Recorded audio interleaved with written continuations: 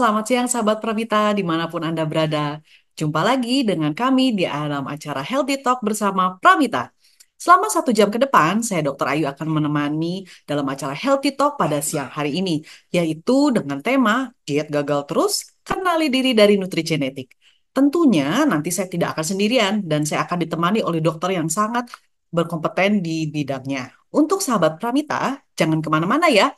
Stay tune terus bersama kami karena materi hari ini akan sangat bermanfaat dan di akhir acara akan ada hadiah untuk sahabat Pramita terpilih berupa e-voucher pemeriksaan senilai Rp250.000. Nah, baik, sebelum kita melanjutkan nih obrolan di siang hari ini, saya akan memperkenalkan narasumber pada siang hari ini yaitu dengan Dr. Gaga Irawan Nugraha, Magister Gizi Spesialis Gizi Klinik.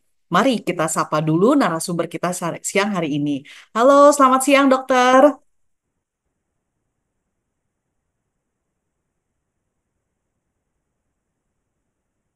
Halo, selamat siang, Dok. Apakah suara saya terdengar, Dok? Oh iya ya, tadi di mute soalnya. Oh Selamat iya, siang Dok. dokter Lo. Ya, Selamat siang, Dokter. Semoga selalu sehat ya, Dok ya.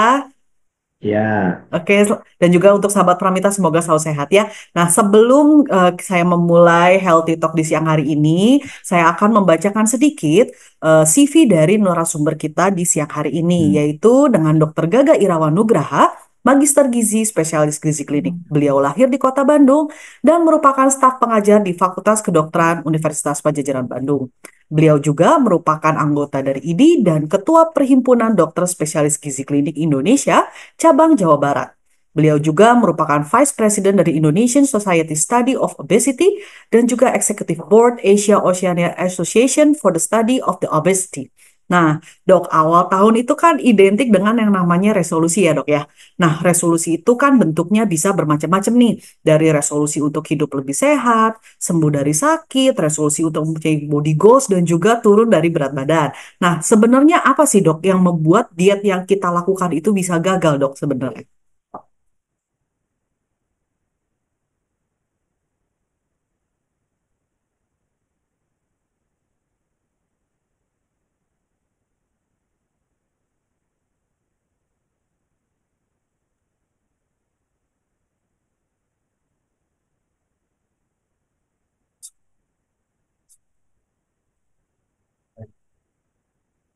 Halo dok. Eh, Sepertinya masih di mute dok. Oh iya ya, oke Iya, baik. Ya, oke ya. gak Di mute kedengeran ya. dokter. Baik Iya ya. dok. Iya Jadi dok. kita awali dulu dengan apa itu pemahaman diet gitu ya. Iya dok. Dok, saya mau diet. Nah, selama ini juga setiap orang itu diet. Diet itu kan mengkonsumsi makanan untuk memenuhi kebutuhan tubuh. Itulah yang disebut dengan diet. Hanya diet itu macam-macam tuh. Ada Mm-mm. diet salah, ada diet benar, ada diet meningkatkan berat badan, diet Iya. menurunkan berat badan, Hmm. gitu ya. Diet untuk menjaga kesehatan. Nah, kebanyakan orang itu dietnya kebanyakan salah. Apa buktinya salah? Mm-mm. Ya buktinya berat badan dia makin naik sampai obesitas. Berarti dietnya selama ini salah. Kemudian dia diet tapi kemudian malah kurus terus misalkan. Itu berarti dietnya Mm-mm. salah. Kemudian dia diet tapi kemudian malah jadi GERD, jadi mah. Berarti selama ini dietnya salah gitu. Mm. Itu yang dimaksud dengan diet gitu. Nah, ya Oke. apa saja yang mempengaruhi dietnya? Masalahnya gini ya. Kan makanan itu kan sesuatu yang merupakan bagian dari kehidupan kita. Betul. Setiap hari kita beraktivitas, Mm. kita harus makan, gitu kan Betul. ya? Iya betul dok. Nah, sehingga kemudian dan dalam budaya kita, dalam budaya Mm. Indonesia itu semuanya ditandai dengan makan, gitu kan? Iya dok. Coba bayangkan dari mulai ibu hamil 7 bulan makan-makan, gitu kan? Betul Anak dok. lahiran makan-makan, gitu kan? Iya. Syukuran makan-makan, naik haji makan-makan, pulang haji makan-makan, sampai orang meninggal makan-makan. Semua ya dok ya. Jadi, Eventnya banyak. jadi yang mempengaruhi diet itu apa yang mempengaruhi diet itu Mm. adalah pertama ketersediaan makan. Kalau Mm. nggak ada makanan nggak bisa tuh kan nggak ada yang Betul dimakan. dok. Yang kedua adalah ketersediaan itu lingkungan, ya. Ada lingkungan obesogenik. Lingkungan obesogenik itu yang orang itu ngajak makan aja mulu gitu. Segala sesuatu makan. Betul. Me time makan, Iya. jalan-jalan makan. Itu yang terjadi di masyarakat kita. Apa Mm. buktinya? Buktinya orang obesitas makin banyak. Betul dok. katanya kesejahteraan makin turun, tapi kenapa orang obesitas makin banyak? Berarti orang yang kebanyakan makan itu lebih makin banyak makin sini itu. Ya, jadi yang mempengaruhi itu adalah sian makanan, lingkungan, Mhm. lingkungan termasuk teman, keluarga, pola didik itu juga bisa mempengaruhi dia. Ya, kalau Mhm. misalkan seorang anak dari kecil, pokoknya setiap dia nangis dikasih makan, gitu ya, tidak ditanya dulu kenapa nangisnya kan? Pokoknya Pokoknya kasih udah makan ya kasih dok ya. makan Oke. beres, udah nggak usah nangis, kasih makanan gitu kan, Mhm. kasih yang manis, akhirnya terpikir dalam dalam Iya. bawah sadar dia itu mindsetnya bahwa segala masalah bisa diselesaikan dengan makan. Itulah yang bisa mempengaruhi dia. Gitu. Oke, jadi sebenarnya multifaktor ya dok ya.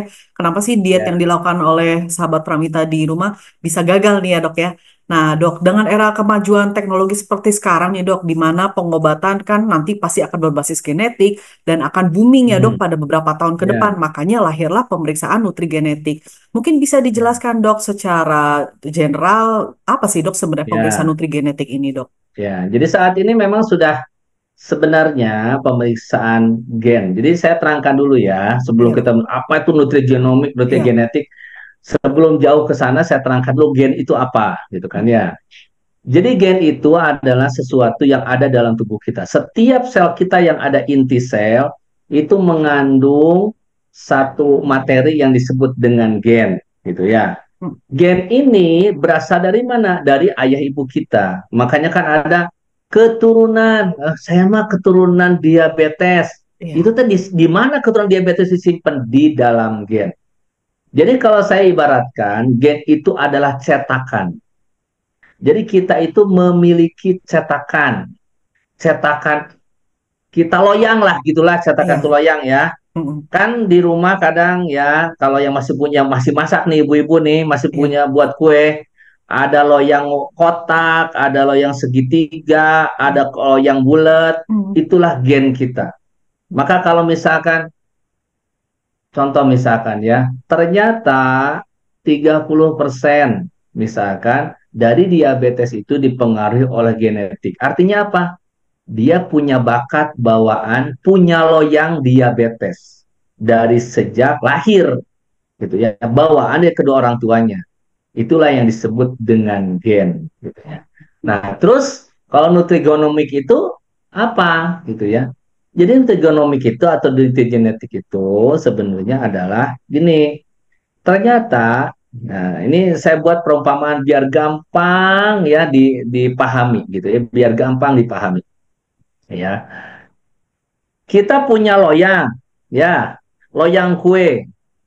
Loyang kue itu ada yang bulat, ya, ada yang kotak. Nah, Mhm. tapi tidak semua yang punya loyang kue bulat Mhm. akan punya bolu bulat. Betul nggak? Betul dok. Betul. Pertama, Mhm. dia niat buat kue atau bolu yang bulat. Mhm. Bahannya nggak ada, Mhm. tepungnya nggak ada, telurnya nggak ada. Itu nggak bisa tuh buat kue bulat. Gitu kan? Iya dok. Yang kedua, niat buat kue nggak? Bahannya ada, tepungnya ada, tapi kemudian nggak mau buat kue karena sibuk nih. Dokter Luh nih sibuk Mhm. terus praktek misalkan ya. Iya. Mana sempat buat kue lebih baik beli aja. Nggak akan punya tuh kue bulat. Iya Ya, bener dok. ya kan? Meskipun loyangnya ada. Udah ada ya dok ya. Meskipun bahannya Iya. ada. Gitu ya. Mhm. Jadi faktornya itu faktor loyangnya udah punya. Bahannya ada enggak. Yang kedua mau dibuat atau tidak. Gitu ya. Mhm. Punya niat nggak buatnya. Begitu juga dengan gen kita. Mhm. Gen ini adalah bawaan yang berasal dari kedua orang tua kita yang nggak bisa dirubah. Sampai Betul. kapanpun nggak bisa dirubah. Bisa dirubah paling setelah beberapa generasi baru berubah. Jadi Iya. kalau seseorang punya bakat diabetes, orang tuanya diabetes, Mhm. ya, karena terbukti secara genetik diabetes, ya terima aja, berarti punya bakat diabetes. Tapi tadi ya, tidak semua yang punya bakat akan terekspresikan. Itu istilah ilmiahnya. Tidak semua yang punya loyang kue akan punya bolu. Tidak semua yang punya loyang bulat akan punya bolu warna bulat. Gitu kan ya? Ya. Kapan akan punya bolu warna bulat? Kalau niat buat dan kemudian bahan ada. Begitu juga yang gen. Mhm. Gen itu meskipun kita punya bakat diabetes, kita punya bakat obesitas misalkan ya. Itu bakat, ada bakat sekitar 30%. Tetapi tidak akan terjadi itu kalau bahannya nggak ada, kalau niat buatnya nggak ada. Begitu juga dengan gen kita. Kita punya bakat diabetes, tetapi bahannya nggak ada. Bahan diabetes itu apa sih? Gaya hidup. Apa itu? Sering makan tepung-tepung dan gula-gula manis-manis, gula-gula tepung-tepung. Kemudian makannya kebanyakan terus. Kemudian nggak pernah olahraga. Jadilah dia jadi diabetes Betul. gitu ya. Nah, jadi terus kalau genomik itu kan ada nutrinya itu apa hubungannya? Nah, ternyata sekarang diketahui bahwa dari semua gen, miliaran gen yang ada dalam tubuh kita itu, ada beberapa gen yang dipengaruhi oleh zat gizi, yang dipengaruhi oleh nutrisi gitu. Maka kemudian muncullah istilah nutrigenomik atau nutrigenetik. Saya nggak bisa bedain lah supaya nggak terlalu pusing teman-teman semua ya, sahabat Pramita semuanya ya. Ya. Nah, jadi nutrigenomik atau genetik itu adalah membahas, memeriksa berbagai gen bawaan dari tubuh kita gitu, yang dari nenek moyang yang dipengaruhi oleh nutrisi gitu. Nah, kalau misalkan contoh ya, contoh misalkan dalam pemeriksaan nutrigenomik itu ada gen yang meriksa yang terkait dengan metabolisme kopi Hmm. ya. Nah, ada orang yang bawaannya kalau minum kopi itu perih, Iya dok. bukan hanya perih, tensi naik. Haji langsung naik ya dok ya. Iya. Ya, tensi naik, ada yang tensi naik. Kan selama ini orang oh nggak minum garam ya gitu ya. Ternyata bukan hanya garam kopi. Nah, penelitiannya ada Hmm. orang-orang yang gennya memang cenderung rentan atau sensitif terhadap kopi, Iya. ketika kopi kafein masuk ke dalam tubuh itu susah di metabolisme. Akhirnya Hmm. apa? Susah di metabolisme, akhirnya susah dibersihkan, gitulah gampangnya ya. Iya. Sehingga kemudian mempengaruhi tubuh. Tekanan Hmm. darah jadi naik, jantung jadi Hmm. berdebar, jadi susah tidur, Iya. gitu ya. Hmm. Ada yang sampai 4 cangkir kopi santai aja, Tetap bisa tidur tidur dengan tetap baik bisa ya dok ya. lelap, Iya. Bener tekanan dok. darah nggak naik, gitu Bener-bener. ya. Kemudian juga apa? Eh, Jantung nggak berdebar, gitu ya. Iya. Nah, jadi nutrigenomik atau genetik itu adalah pemeriksaan gen bawaan dari tubuh kita yang terkait dengan nutrisi. Istilahkan nutrigenomik atau nutrigenetik. Begitu, dokter. Oke, baik dok. Jadi itu penjelasannya sahabat Pramita ya. Nah dok, kalau pemeriksaan nutrigenetik ini dok, panel pemeriksaannya apa aja sih dok yang dicek di dalam pemeriksaannya dok? Mungkin bisa dijelaskan. Selain Baik. metabolisme kopi mungkin dok? Jadi eh, sebenarnya ini pemeriksaan sudah lama ya, dari Hmm. sejak teknologinya teknologi nggak disebut kuno tapi termasuk modern. Hmm. Hanya sebenarnya bukan hal yang baru. Ya. Nah, Baik dok. tapi sekarang kemudian berbagai perusahaan, berbagai lab, kemudian melakukan satu kajian dan membuat satu ini apa namanya bundling gitu ya. Mhm. Dengan teknologi yang makin baru sekarang, Iya. sekali meriksa, kalau dulu pas zaman saya tuh tahun 98 gitu ya, Hmm. bisa sih meriksa sekaligus, Oh, tetapi teknologinya masih mahal. oh iya Itu betul. $80 satu gen gitu. Lumayan Sekarang ya dok ya. bisa ribuan gen, high Mhm. throughput, bisa langsung gitu ya, dengan Mhm. teknologi baru itu, dengan sekali jalan, bahkan bukan sekali jalan, 90 orang bisa langsung periksa sekaligus gitu ya, Mhm. sekian puluh ribu gen gitu, sekian kilodalton ya, base pair istilahnya ya, itu bisa diperiksa sekaligus. Nah, yang diperiksa apa dalam genomik ini, dia dibanding, dikumpulkanlah berdasarkan hasil-hasil penelitian yang sudah diakui ya, berbagai gen-gen yang terkait dengan nutrisi gitu ya. Apa aja di situ? Pertama yang terkait dengan taste, misalkan ini bakatnya gimana sih? Mhm. Suka pahit atau suka manis gitu. Oh, oke. Gitu. Yang kedua, yang terkait dengan eh apa? Metabolisme zat gizi. Mhm. Ada orang yang dia memang memerlukan contoh tentang terkait vitamin D, gitu kan ya, sedang ramai kan? Iya, betul, Dok. Ya, sedang ramai kan pemeriksaan vitamin D. Ternyata saya meriksanya, saya tuh meriksa nutrigenomik ini expertise Mhm. menerjemahkan pemeriksaan nutrigenomik itu harus sudah lebih dari 200 orang dari tahun berapa ya, sekitar 3 tahunan ini sudah lebih dari 200 orang saya Iya. periksa. Polanya tuh hampir sama. Kalau orang Asia itu dia Mhm. punya kelemahan, bukan kelemahan, variasi genetik untuk Variasi genetik. vitamin D. Mhm. Itu susah dia buat vitamin D dalam tubuhnya. Oh, oke, Dok. Orang Asia, terutama orang Indonesia, mau itu etnisnya apa, Tionghoa, Cina, Jawa Mhm. sama, hampir sama, Mhm. gitu ya. Oh, oke. Itu susah buat buat vitamin D-nya dibuat dalam Hmm. tubuh. Karena vitamin D itu sebetulnya dibuat dari dalam tubuh sendiri, Hmm. dari kolesterol. Jadi kolesterol itu jangan dimusuhi. Kalau nggak ada kolesterol, kita nggak bisa berkembang biak. Tentunya nggak akan ada manusia. Betul, Dok. Manusia berkembang biak itu beranak pinak, itu karena ada kolesterol. Salah satunya kolesterol jadi vitamin D, Hmm. gitu. Nah, vitamin D ini bisa jadi, kolesterol bisa jadi vitamin D kalau kena sinar matahari. Konversi itu tergantung berbagai enzim yang dipengaruhi oleh genetik. Nah, orang Indonesia kebanyakan itu memang gennya susah dia buat vitamin D gitu dari kolesterol. Makanya sebagian 70% hasil penelitian mengalami insufficiency vitamin D serum. Ya, artinya vitamin D-nya kadarnya kurang di dalam darah. Makanya perlulah ditambah. Kenapa sih? Saya juga merenung kenapa ya. Saya beberapa pasien orang Kaukasia di sini ya. Ada orang bule yang ke sini, Australia dan sebagainya. Itu ternyata beda vitamin D-nya diperiksa tuh. Mhm. Vitamin D-nya aman-aman saja. Ternyata memang kalau kita kita pikirkan, ya ini kan sebenarnya Tuhan itu, Allah itu sudah menciptakan gen itu sesuai dengan alam. Hmm. Jadi Benar, Allah Dok. ini, Tuhan ini ya mengharapkan orang Indonesia itu banyak berjemur, Betul, Dok. ya kan? Karena kan tropis, nggak ada kekurangan. Iya, mataharinya banyak ya, Makanya Dok. bawaannya harus jemur.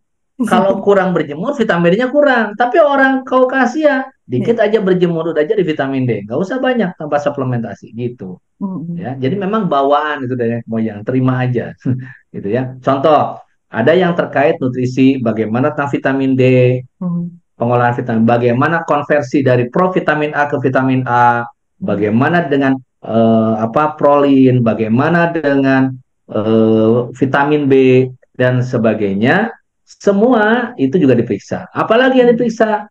Yang diperiksa terkait berbagai nutrisi yang terkait penyakit kronis, itu juga ada ya. Yang terkait dengan diabetes, yang terkait dengan hipertensi, yang terkait dengan obesitas juga. Mhm. Ini juga cukup banyak panelnya yang terkait obesitas itu. Jadi misalkan gini, kan ada ya sahabat sekalian, ya sahabat Pramita, sahabat sekalian, sahabat sehat, sahabat Pramita, usia sama, makan gak jauh beda, teman kantor, tinggi badan, berat badan, tinggi badan hampir sama lah, usia Iya. sama. Kenapa kalau dia makan banyak kurus terus? Kalau saya makan dikit aja jadi naik. Ada istilahnya kalau pas dok, saya itu kayaknya minum air dingin aja jadi daging, katanya gitu kan. Iya, Dok. Bohong itu kalau ada yang bilang begitu ya. Kalau air dingin jadi daging, itu bayi-bayi gak usah dikasih makan, kasih air dingin aja. Jadi kebuk ya, Dok ya. Naik nggak berat badannya gitu ya, Iya. gitu. Ya jadi, nah itu dipengaruhi oleh gen kan ternyata Mhm. dia dilakukan pemeriksaan di berbagai. Ada orang yang memang hemat tubuhnya, makan Mhm. dikit dia jadi lemak. Ada yang lebih boros tubuhnya. Ada yang tubuhnya cenderung buat lemak dalam tubuh. Ada yang tidak gitu ya. Jadi yang tentang obesitas saja ini ada sekitar 4 panel atau 5 panel gitu ya. Yang tentang obesitas yang terkait keseimbangan energi, terkait penyimpanan lemak, terkait dengan macam-macam ya. Termasuk juga ada pemisahan terkait obesitas itu punya bakat ngemil nggak gitu. Oh, oke, baik, Dok. Ada itu ya. Nah, memang jadi pembenaran tuh kan dok, memang bakat saya ngemil gitu kan. Ya sudah, kalau gitu terus mau diturut. Itu tadi ya, Iya Kita dok. punya bakat diabetes ya sudah, nyerah aja, banyak aja makan manis toh akan diabetes gitu. Apakah mau gitu? Ya enggak ya. Iya betul dok. Jadi yang terkait tadi terkait dengan taste, terkait dengan pengolahan metabolisme zat gizi, Hmm. terkait dengan berbagai penyakit gitu ya, Hmm. obesitas, hipertensi, kolesterol, trigliserida dan sebagainya, termasuk terkait dengan olahraga, olahraga apa yang cocok Oke gitu dok. ya.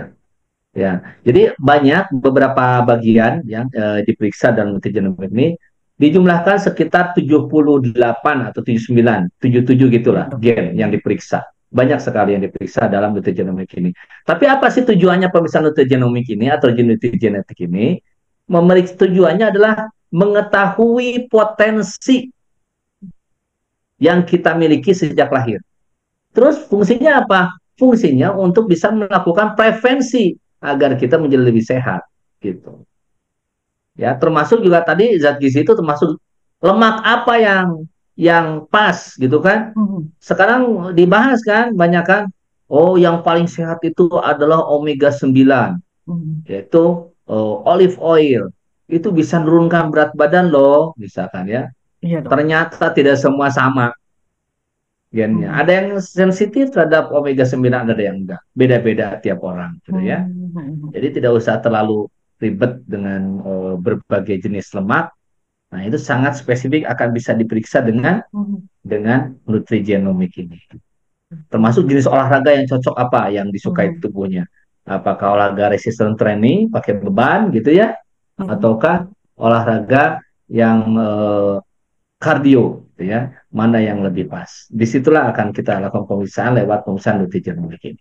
Oke, Gitu. jadi sebenarnya yang dibahas di Nutrigenetik ini sangat luas sekali ya dok ya. Jadi kayaknya bisa dari pagi sampai malam ya dok ya. Karena saking banyaknya yang diceknya ya dok ya. Nah Ya, terus dok, banyak yang periksanya. betul dok. Nah, kemudian dok kalau misalkan nih ada sahabat Pramita yang mau melakukan tes Nutrigenetik dok, apakah Hmm. direkomendasikan untuk melakukan medical check up terlebih dahulu mungkin dok seperti cek kolesterol, cek gula darah dan kawan-kawannya dok. Itu gimana dok? Nah, oke. Jadi gini ya. Nah, pemeriksaan nutrigenomik itu pemeriksaan potensi Mhm. bawaan, loyang, gitu ya, Mhm. loyang, gitu kan ya.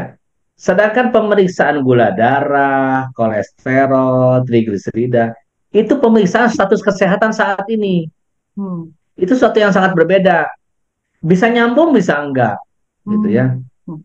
Jadi bisa jadi gini misalkan, dia secara genetik aman, nggak diabetes, Hmm. nggak ada bakat diabetes aman. Iya dok. Tapi diperiksa sekarang gula darahnya kok naik. Hmm. Dok, ini pasti nipu nih. Dia bilang kan, misalkan, katanya saya ini aman diabetes. Kok sekarang saya diabetes? Gitu kan ya? Hmm. Iya dok. Ya, loyangnya nggak ada. Kok ada kue? Gitu kan ya? Ya itu kuenya beli dari luar. Nggak punya bakat, tapi jadi diabetes. Kenapa? Karena ternyata selain dari masalah genetik, 70% diabetes disebabkan karena gaya hidup. Hmm. Oke. Jadi apa maksudnya? Kalau mau periksa nutrigenomik, apakah beres semua, nggak usah lagi diperiksa lab yang lain? Enggak, Hmm. ya. Kalau nutrigenetik atau genomik itu memeriksa potensi kesehatan di sejak lahir. Sedangkan yang sekarang juga perlu diperiksa. Dia punya bakat obesitas. Belum tentu diperiksa sekarang berat badannya obesitas karena dia rajin olahraga, Hmm. gitu kan? Iya dok benar. Ya, jadi harus dua-duanya diperiksa. Tapi untuk pemeriksaan nutrigenomik tidak usah bersamaan dengan pemeriksaan lab lainnya.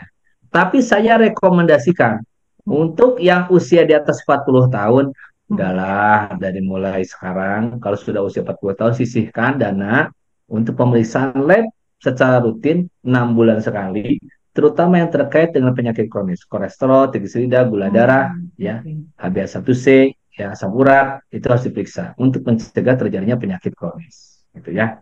Oke, jadi bisa dilakukan bersamaan, bisa juga tidak ya dok ya? Bisa dilakukan Oke, bersamaan dengan pemeriksaan lab lainnya, nutrigenomik itu bisa juga tidak. Ya. oke.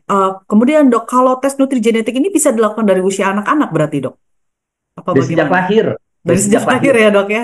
Oke, Tidak akan berubah sampai kakek-kakek. sampai Gitu aja hasilnya. Ya. Oke, siap dok. Nah, terus dok, kalau tes nutrigenetik ini sampelnya apakah dari darah apa bagaimana dok? Pastinya biasa sahabat Pramita kan Jadi pengen tahu nih. prinsipnya pemeriksaan nutrigenomik ini adalah dilakukan untuk mengambil gen, gitu kan ya. Mm, Gen itu ada di mana? Gen itu ada di dalam sel. Sel itu bisa sel kulit, bisa sel darah, terutama sel darah putih biasanya karena sel darah merah tidak ada intinya. Jadi yang ada intinya. Nah, jadi bisa diambil dari darah, bisa diambil dari ludah. Karena di dalam ludah kita mengandung sel yang berasal dari mukosa dari rongga mulut di dalam mm. gitu Oke, ya. oke. Jadi kalau tes nutrigenetik sendiri ini dari sampel air liur ya dok ya. Nah terus dok, kalau misalnya nih ada sahabat Pramita yang udah tes nutrigenetik nih, apakah perlu dok konsultasi kembali ke dokter spesialis gizi dok? Ya, setelah dilakukan Mm. pemeriksaan itu memang harusnya dikonsultasikan. Kalau nggak bingung bacanya, silakan aja. Kalau Karena banyak ya karena dok ya bingung, hasilnya ya dok ya. karena itu kan 78 gen bisa bertentangan satu Hmm. sama lain. Oh Jadi gitu aku dok. harus Oke. ngapain setelah lihat Hmm, ini? hmm, hmm, Katanya hmm, di hmm. sini gini, di sini gini. Jadi harus gimana makannya? Bingung dan menerjemahkan. Jadi yang Iya, iya. penting dari pemeriksaan nutrigenomik itu adalah bagaimana menerjemahkan dari hasil itu Hmm. menjadi apa yang harus kita lakukan dalam keseharian.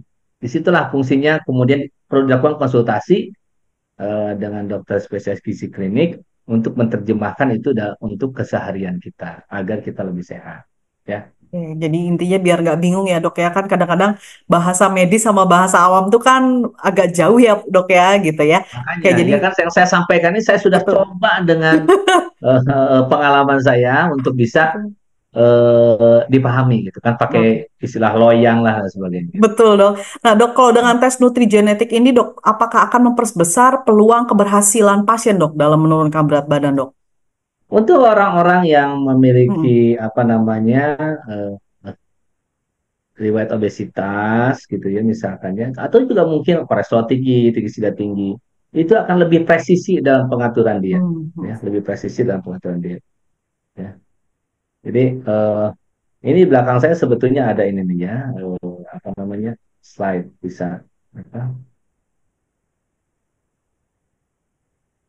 eh, tapi tidak kelihatannya di situ ya. Iya dok.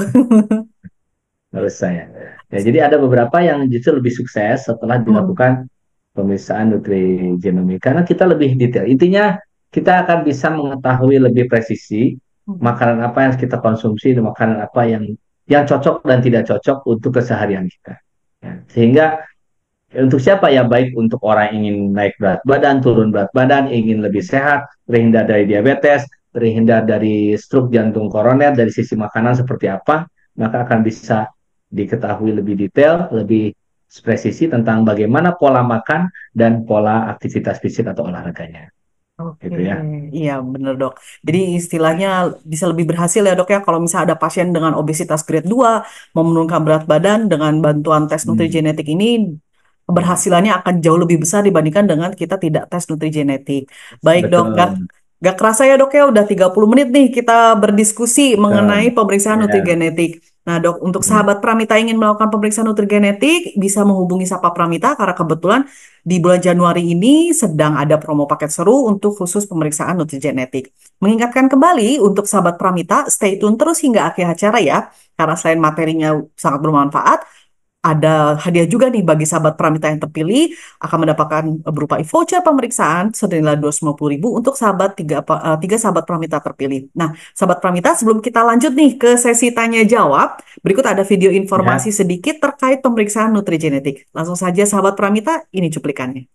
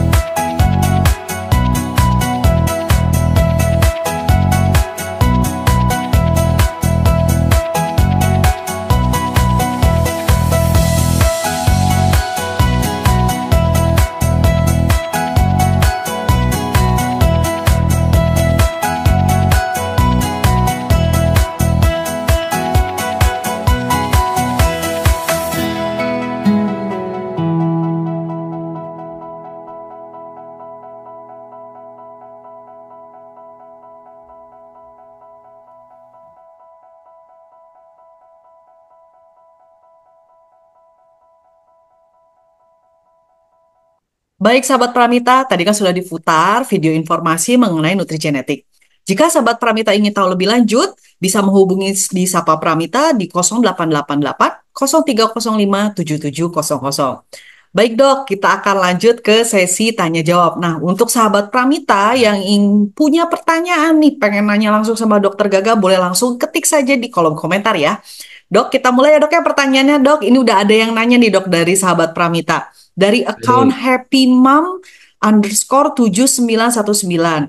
Dok, Hmm. saya pengen nanya nih, seberapa penting sih dok peran faktor genetik bisa menyebabkan diet itu tidak pernah berhasil dok? Ya. Jadi secara umum diet itu mempengaruhi apa genetik gen itu. Ini ya, jadi kan kita bicaranya adalah bicara epidemiologi ya. Ya dok. Secara umum ya pola apa diet itu membahas sekitar 30%. Ya. Hanya 30% saja sebetulnya. Ya. Namun yang kalau orang itu kebetulan yang 30% itu tuh ya yang kelainan itu akan bisa ketahuan lewat pemeriksaan nutrigenomik gitu. Ya contoh Hmm. misalkan gini ya. Saya itu sudah mencoba berbagai macam diet gitu Ya kan ya, dok. tapi ternyata tidak berhasil. Mungkin ini termasuk yang 30% Betul dok. yang dipengaruhi oleh faktor genetik. Jadi ada 70% orang sebenarnya tidak dipengaruhi genetik. Orang gemuk-gemuk aja. Hmm. Nggak ada keturunan gemuk juga bisa jadi gemuk. Gara-gara apa? Gaya hidup. Gaya hidup. Ya. Sekarang ini orang kebanyakan makan. Ya. Jadi nggak usah pemisahan genetik. Tapi kalau kaitan obesitas itu ya tadi ya. Tapi dengan pemeriksaan multigenomik ini, maka kita akan lebih tahu secara spesifik. Jangan-jangan gemuk kalau tentang obesitas nih, jangan-jangan gemuknya itu memang karena ada bawaan. Tetapi dengan itu juga kita bisa mengatur diet dengan lebih presisi kalau kita melakukan pemeriksaan multigenomik. Ternyata semua baik-baik saja gennya, berarti memang gaya hidupnya aja ngaco. Iya Berarti benar harus dok. diperbaiki, gitu ya, Iya. diperbaiki agar menjadi lebih sehat. Demikian, ya. Oke, baik dokter. Mudah-mudahan Mhm. cukup jelas ya untuk account Happy Mom. Ya, Pertanyaan berikutnya dok dari account underscore Anugrahadi. Dok, untuk pria obesitas 40 tahun ke atas, mengapa mengalami diet gagal terus ya dok ya? Usia kayaknya nih dok maksudnya ya, mungkin. enggak lah. Pasien saya itu usia 63 tahun bisa turun 30 kilo. Oh Ayo. serius dok? Iya. Keren. Dari udah pakai kursi roda mau operasi lutut gak jadi itu Iya, ya. Gara-gara wah luar turun biasa. 30 kilo. Saya itu wanita. Ada pria usia 60 tahun. Hmm. Ya, turun 38 kilo 7 bulan. Hipertensinya hilang, lutut sakit hilang. Jadi kalau gagal terus berarti ada yang salah Ada dengan yang salah. cara dietnya. Iya, benar dok. Ya. Setuju. Jadi nggak Karena harus usia ya. sebetulnya obesitas itu banyak pengaruh perilaku. Ya, banyak Hmm. perilaku. Jadi terapi obesitas itu sebenarnya terapi perilaku. Kita harus memperbaiki perilaku Hmm. pasien. Ya, Oke. ya jadi pola hidup, pola makan gitu ya, supaya Hmm. lebih lestari. Ya, oke. Oke, jadi Hmm. buat kawan Anugerah Hadi jangan menyerah ya, walaupun usia udah 40 masih bisa kok turun berat badannya ya. Oke. Bisa. Dok, berikutnya dok, ini ada pertanyaan dari akun Lia underscore Herma 36. Dok, apakah diet Ya, keto yang sedang tren sekarang cocok untuk oke. yang mengidap diabetes dok? Baik, ya kita bahas ya diet keto. Mungkin nanti Iya. tidak semua sependapat dengan saya. Oke, jadi gini ya. Gimana tentang diet keto? Oke, Hmm. gini ya. Diet keto itu membatasi karbohidrat hanya kurang dari 20%. Hmm. Kurang dari 20%, gitu Iya dok. ya. Nah, bahkan ada yang zero karbohidrat, Hmm. gitu kan ya. Kalau saya termasuk yang tidak setuju dengan diet keto untuk terapi diabetes. Kenapa? Ya, karena gini. Banyak orang itu selalu menyalahkan bahwa karbo kebanyakan itu tidak Hmm. baik, gitu kan ya, Iya dok. gitu ya. Tetapi sejatinya, ya, tetapi harus diingat bahwa karbohidrat itu fungsinya bukan hanya sumber energi yang menyebabkan berat badan naik, gula darah naik. Tapi karbohidrat juga adalah sumber pembuatan asam amino. Gitu ya. Dari 22 asam amino yang kita butuhkan setiap saat, ya, sekitar 8 sampai 10 asam amino harus dari makanan. Jadi yang 12-nya dari mana? 12-nya dari karbohidrat, coba bayangin. Hmm. Makanya kita ada jurnal penelitian yang dilaksanakan setelah selama 25 tahun. pada 15.000 orang di Amerika. Hmm. Terbit tahun 2018. Itu menunjukkan hubungan antara konsumsi karbohidrat dan kematian. Oke. Ternyata hasil penelitiannya menarik banget. Iya dok. Makin banyak orang makan karbo, makin tinggi angka kematiannya. Makin rendah orang makan karbo, makin tinggi kematiannya. Artinya apa? Karbohidrat harus cukup. Hmm. Nggak boleh kekurangan, nggak boleh kelebihan. Dan Lebih. yang menarik dari hasil penelitian ini adalah kematian paling rendah itu terjadi pada orang-orang. Ini penelitiannya bukan 2-3 bulan ya, Iya dok. 25 tahun penelitiannya. 25 tahun loh. Hmm. 25 tahun orang diikutin. Coba, ini luar Iya. biasa banget itu. Bener Ya. dok. Ternyata orang yang mortalitasnya paling rendah, angka kematian paling rendah, paling sehat itu ketika mengkonsumsi karbohidrat antara 50-55%. Hmm.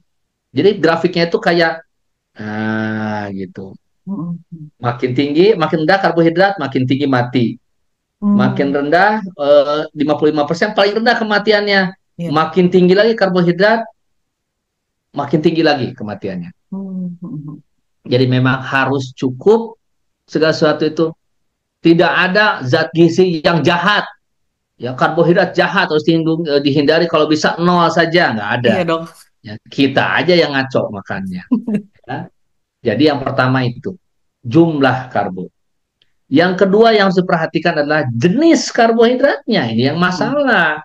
Hmm. Yang menyebabkan diabetes itu bukan nasi loh ya. Selalu saya tuh pembela nasi. Ya. Disalahkan tuh nasi gitu ya. Hmm.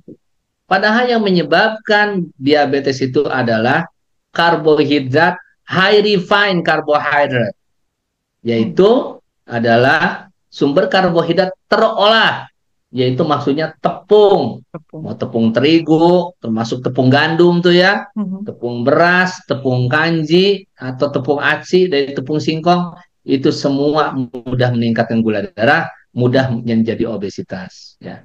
Bagi Hmm. orang yang diabetes gimana?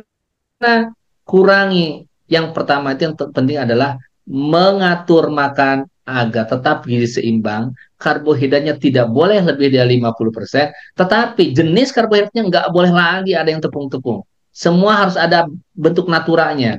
Nasi ada buliran nasinya, Iya. singkong, jagung, Hmm. ketan boleh, tapi Hmm. ada butirannya, bukan tepung ketan. Jadi mochi dan kemudian kue keranjang sekarang mau Imlek gitu ya. Iya Nah, dok. itu mah naikin gula darah. Tapi kalau dalam Iya. bentuk tepung ketan, dimakan dengan daging, dimakan dengan sayur boleh. Hmm. Selama makanan karbohidrat itu dimakan nyampur, ada sayurnya, ada minyaknya, ada Hmm. proteinnya, Iya. aman insya Allah. Dengan jumlah tentu yang harus ditentukan. Hmm. Gitu ya. Begitu mungkin ya, dokter Lu. Oke dok. Jadi intinya kalau terlalu berlebihan juga pasti akan gak baik ya dok ya untuk badan kita ya dok ya. Semua Gitu. juga nggak boleh lebih, nggak boleh kurang Betul. loh ya, bukan hanya lebih Iya aja. bener dok. Lebih Turun nggak berat boleh, badan. kurang nggak boleh. Iya, Iya, turun berat badan malah jadi tambah sakit ya dok ya.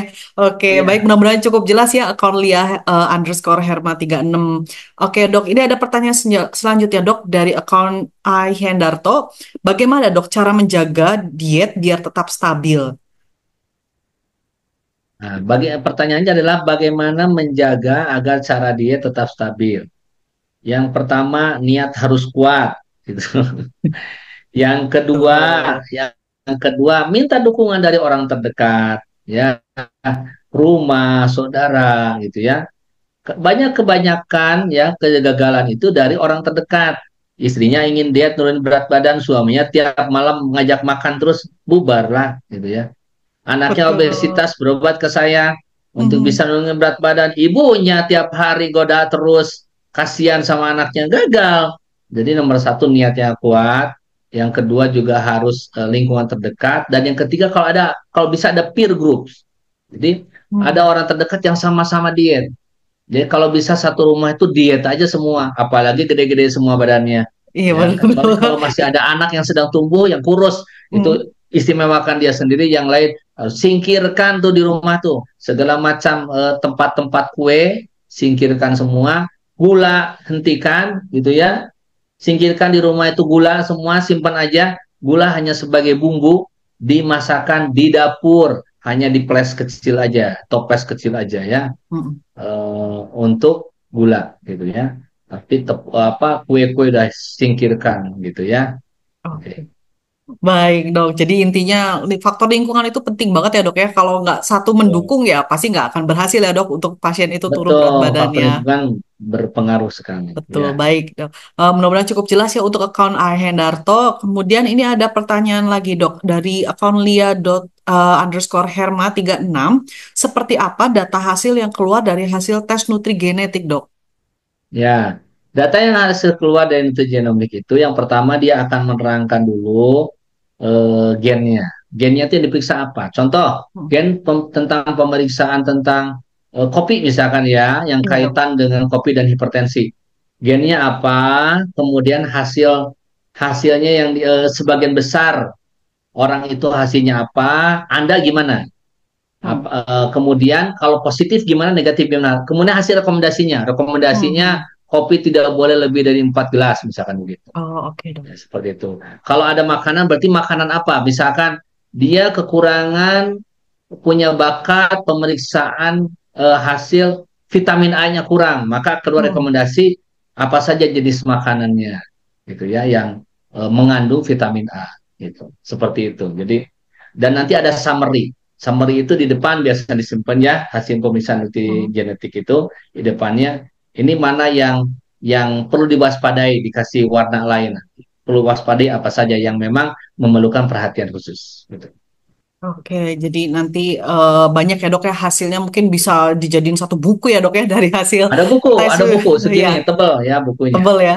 Iya, jadi Iya, gak akan sia-sia nih kalau misalnya sahabat Pramita melakukan tes nutrigenetik karena hasilnya tuh bener-bener komprehensif banget. Baik dok, mudah-mudahan cukup jelas untuk akun ya, lia_herma 36. Kemudian dok, ini ada pertanyaan lagi nih dok dari akun ya. underscore Afril.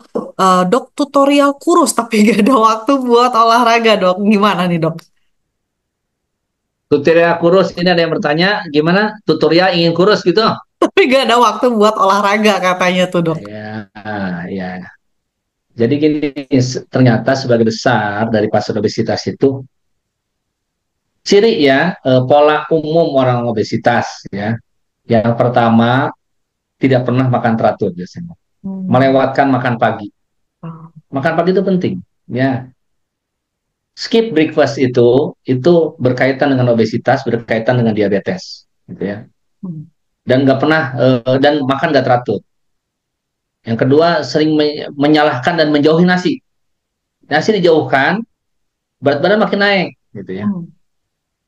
Itu yang ketiga, cenderung makan lebih banyak dan lebih berkalori di malam hari justru. Malam hari ya dok ya. Hmm. Jadi makan gak teratur, melewatkan makan pagi, Hmm. dan cenderung mengkonsumsi makanan yang lebih kalori malam hari. Hmm. Oke. Nah, kenapa? Jadi gimana caranya? Ya berarti kalau ingin kurus, makan teratur. Makan nasi 3 kali, jam 7, jam 12, jam 18. Nah, kemudian selingannya apa? Udah, nggak ada yang lain. Selingannya hanya buah. 2 kali sehari, setengah 10, setengah 4. Gitu kan. Jadi in between mealnya itu hanya buah berair. Kalau ingin kurus Hmm. begitu. Udah lupakan semua makanan yang terbuat dari tepung, tepung terigu, mie, roti, kue, brownies, bakwan, martabak, donat, pizza, cake, gorengan, pastry, bakery, pasta, pisang goreng, bala-bala, gehu. Nggak boleh. Yang Dan enak segala ya dok macam ya gak boleh toppingnya. ya. Karena itu yang menggemukkan. Kita Hmm. itu selalu menyalahkan nasi, padahal makan yang kayak gitu nggak henti-henti. Hmm. Keripik-keripik udahlah, kita nggak perlu. Kecuali memang kalau kurus kering boleh, kalau kurus Oke. ya. Tapi kalau udah obesitas di atas 40 tahun, kolesterol tinggi, gula darah Iya, tinggi, ngapain sih makan yang aneh-aneh? Sederhana aja makan 3 kali sehari, buah 2 kali cukup, dah nggak ada lain. betul dok. Yang penting real food ya dok ya, yang harus kita konsumsi lebih Real banyak ya dok ya. food ya, karena kalau makanan instan itu Mhm. pasti high refined. Betul dok. Anda perhatikan nugget-nugget itu di merek terkenal itu ayamnya hanya 20%-an loh. Iya, Sisanya tepung. sih saya Ada tepung. salah satu merek yang cukup tinggi itu pun hanya 40%, 45%. Sisanya tepung apalagi. Mhm. Karena kalau nggak ada tepungnya nggak akan jadi nugget, pasti jadi ayam goreng. Dok, setuju dok. Ya kan? Iya, betul dok. Oke, jadi cukup jelas ya mudah-mudahan jawaban dari dokter Gaga ya. Dok, ini ada lagi dok pertanyaan dari account Silminica. Hasil pemeriksaan nutrigenetik berlaku berapa lama ya dok? Kemudian apakah perlu dilakukan tes berulang katanya dok? Baik, hasil pemeriksaan genetik itu berlaku selama-lama-lama-lama-lama-lamanya, gitu kan? Kalau kalau kata itu siapa? Di kartun itu selama-lama-lama-lama-lamanya.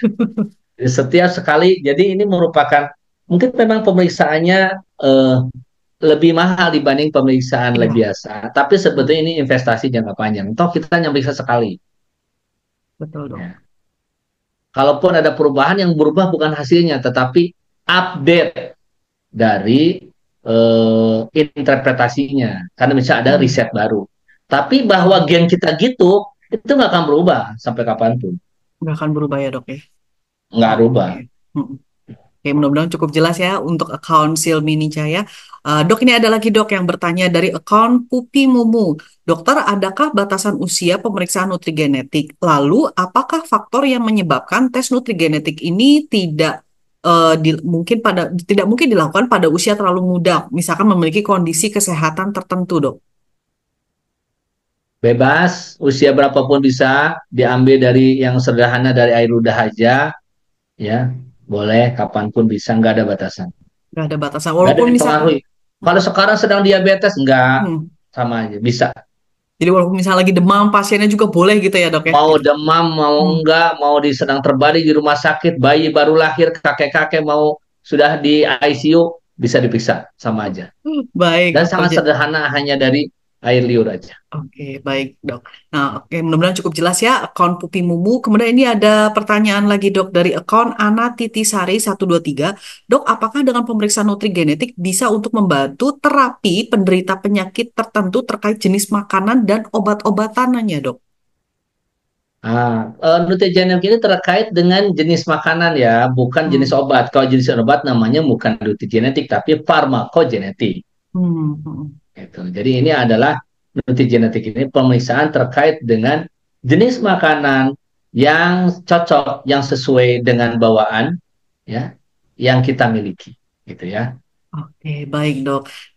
Ini ada lagi dok pertanyaan dari akun Ayu Pangesti 21 underscore. Dokter, apakah diet IF atau intermittent fasting itu efektif dok untuk menurunkan berat badan? Kan lagi booming juga ya dok ya intermittent fasting Ya, ya dok ya? baik. Ya.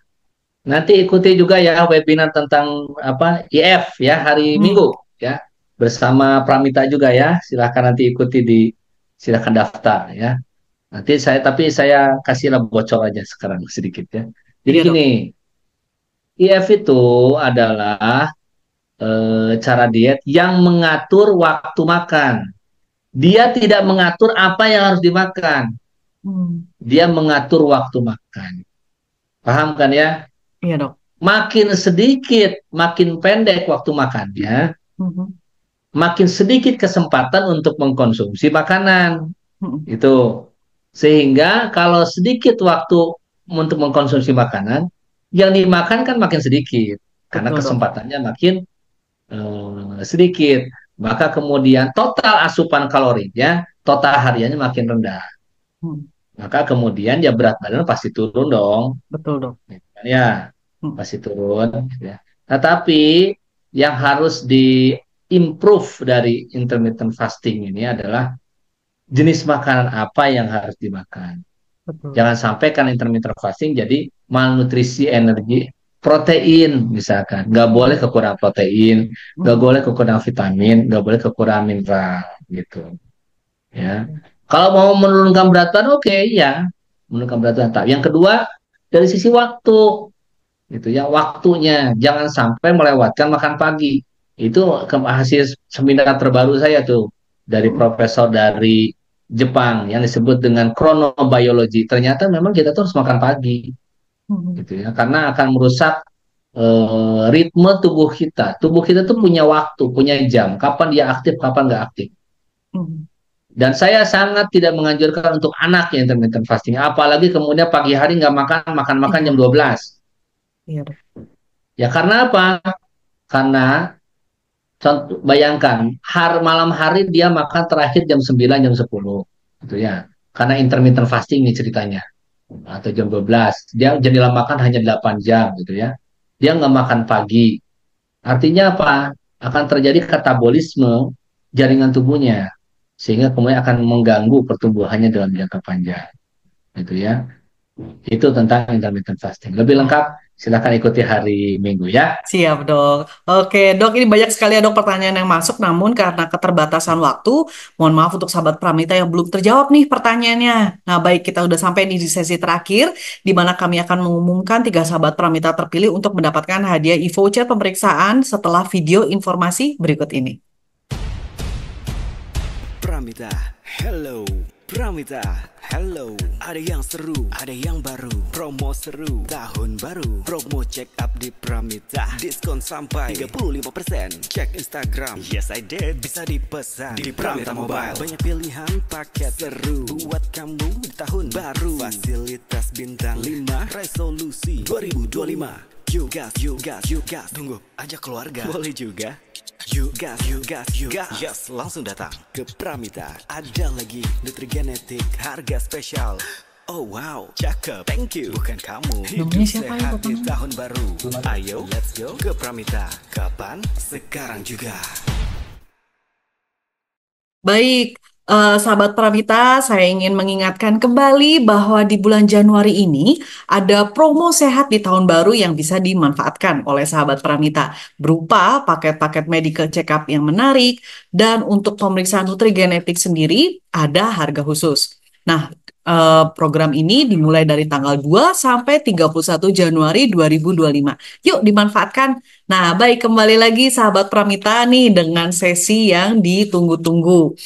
Kita langsung saja ya dok ya, kita ucapkan selamat kepada account yang pertama uli.eka, kemudian yang kedua selamat kepada Melan_May Melanisia, kemudian yang ketiga account rini.adun. Selamat ya untuk sahabat Pramita yang terpilih. Sekali lagi akan mendapatkan hadiah berupa e-voucher pemeriksaan senilai 250.000. Jangan lupa untuk para sahabat Pramita terpilih untuk tidak memprivate account-nya karena dari Pramita akan menghubungi melalui direct message. Nah, baik dok, kita kan sudah sampai ya dok di penghujung acara. Mungkin dokter bisa memberikan closing statement nih untuk sahabat Pramita di rumah dok. Dok masih di mute, dok. Ya, untuk sahabat Pramita yang ada di rumah, ya, closing statement-nya mungkin dari saya adalah, marilah kita cegah penyakit kronis, tingkatkan kualitas hidup Anda dengan memperbaiki gaya hidup menjadi lebih baik. Ubahlah perilaku yang salah menjadi benar, tidak sehat menjadi sehat, dan yang terakhir ya mungkin kalau punya kesempatan dan waktu, ya sebaiknya memang kita lakukan pemeriksaan nutri genetik agar kita punya mengetahui potensi yang kita Betul. miliki untuk bisa membuat lebih sehat lagi. Demikian, terima kasih. Oke, baik dok. Terima kasih atas closing statement-nya.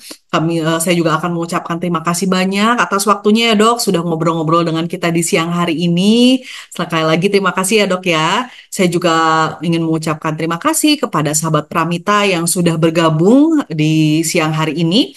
Jangan sampai ketinggalan untuk IG Live selanjutnya ya. Stay tune terus di akun Instagram @pramitalab.id untuk update pemeriksaan terbaru, promosi, dan juga event-event menarik.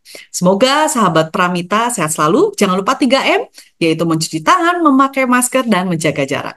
Salam sehat, selamat siang, dan sampai jumpa lagi.